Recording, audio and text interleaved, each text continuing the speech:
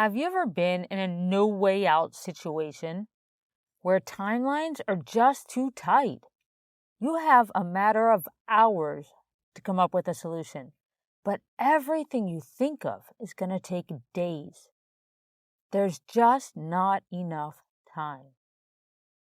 Being in that situation with only hours before it would be too late taught me a huge lesson this week in next level customer service. And it showed me how you can turn a one-time customer into a raving fan who will trust you and be loyal for life.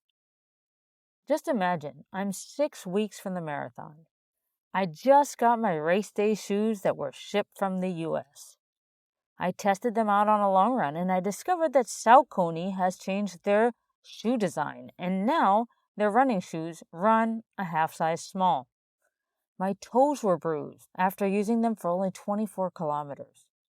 My other shoes, well, they have less than 100 kilometers of useful life left. I can't use untested shoes on race day, and I have 2 weeks until my last 32-kilometer run to test them. I just can't go to the store like you would if you lived in a major city or in Miami or in Europe. My shoes have to be shipped from the US because my shoe size just doesn't exist where I live. The only solution is to get new shoes here in 10 days. I called the freight forwarder and they said they could have them shipped air cargo, but only if they get them at the warehouse in the next 24 hours. I was desperate. There were no same-day delivery options available anywhere. I just kept thinking, why am I only seeing now all of the reviews that this shoe has that says that they come a half size too small? Then I realized that question was useless. It was completely useless for solving my problem. And so I turned inward and I said, who could possibly help me? If you're an athlete, you identify with this. And if you're not an athlete, just imagine the stakes. Wrapping up a 4-month training cycle. All the time invested, the commitment, getting up at 3:45 every day, following a strict nutrition plan, the money spent to travel to the race, and now, maybe, without shoes to run in. You never do a race in an untested shoe. Even though my mind wanted to be in this self-badgering mode for waiting too long to have bought the shoes that didn't fit, I just kept asking, who can possibly help? And the name of a company I had bought from before popped into my mind. It was a running store in Miami called Fleet Feet. I had been on their email list for years. It felt like a stupid idea, but I decided to call them to see if they could help. I mean, to get shoes to the freight forwarder in a matter of hours, I would need a solution in Miami. A young man answered my call at the store, and I told him my dilemma, that this was really a today problem, and how I needed them delivered right away. He said, well, first let me check and see if we even have your shoe size. They didn't. So he said, can I call you back? Just give me a few minutes. Can I call you back? I want to call our other store. It's about an hour away and see if they have your shoe size and if there's a way that we can help. 2 minutes didn't go by when my phone rang. Hi, I'm the owner of Fleet Feet. Tell me, how can I help you? I couldn't believe what I was hearing. The kid must have briefed him. So he knew I was going to ask for something completely unreasonable. I said, look, I need these shoes delivered to my freight forwarder by the Miami airport right away. Otherwise, I just won't have time to test them prior to race day. I have a chauffeur, he said. I have clients from all over the world who come here to run the Miami Marathon. You just tell me what you need, and we have your size. This gentleman, this business owner, just resolved a huge problem that could have sabotaged 16 weeks of effort and a huge amount of money already spent. He solved that problem in 30 seconds. almost as if he had come with a magic wand, and boom, problem gone. How could it be that easy? He didn't even charge me more than they would have charged for the same shoes on the Saucony website. This is a success case in marketing that I want to walk you through because he did so many things right. And then I want to tell you the final result.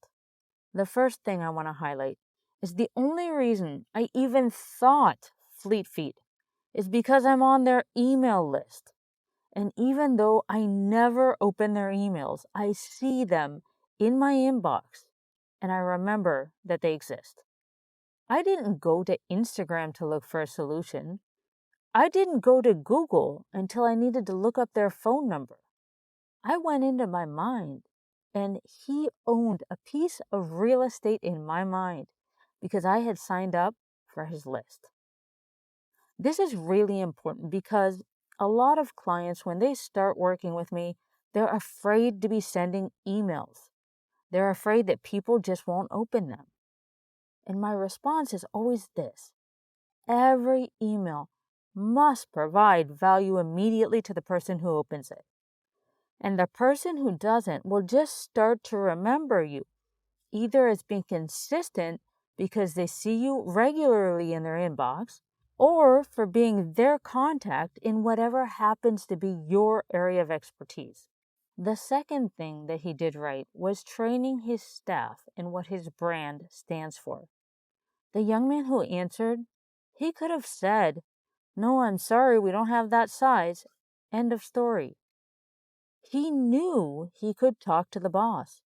He knew that that company is the type of company that goes the extra mile. That is branding. When a business creates a consistent experience for their clients, when the staff knows what those values are that they want to create in the world, and when they have an opportunity to shine by showing up in alignment with those values, that is what branding is. Branding is not logos and websites. It's the experience you create for others. The third thing he did right, he understood my problem. He understood the stakes. This is where so many businesses get customer service wrong. The owner of the store, he knew what was on the line for me. I didn't have to explain to him about not using untested shoes on race day. I didn't have to tell him that I'd been training so hard. I didn't have to tell him that I want to do a personal record in the marathon. He understood the problems before I even called him. This is why it's so important to do ideal client interviews and really understand what your clients want, what they aspire for, what motivates them, and what it looks like to solve their whole problem for them. The fourth thing he did right, he sent me a video walking around the store showing all the merchandise. And he said, anything you need, we're always here to help. We can get it to your freight forwarder with no problem. Now I know everything I can get through him. So if I need a sports gel or nutrition, water bottles, new socks, a new visor, anything that I need related to sports, I know he can get it for me, and at the same price I would pay on Amazon. The final thing I want to bring up is that he activated the law of divine compensation. And I'm sure he made some small margin on those shoes. But you know where he really wins from this?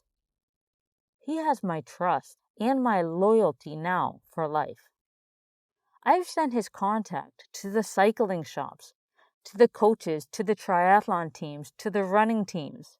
Anyone on this island who practices sports now has a direct contact in Miami that can help them get what they need and have it here in just a few days. I'm a fan of Fleet Feet in Miami now, and I'll go out and I will sing their praises for a long time. When I recommend them, people may not know them, but they know me, and they trust me. so they know it must be a great store to do business with.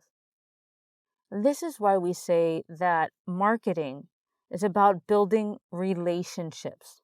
I'm not a one-time customer for these guys anymore because I was treated like a VIP.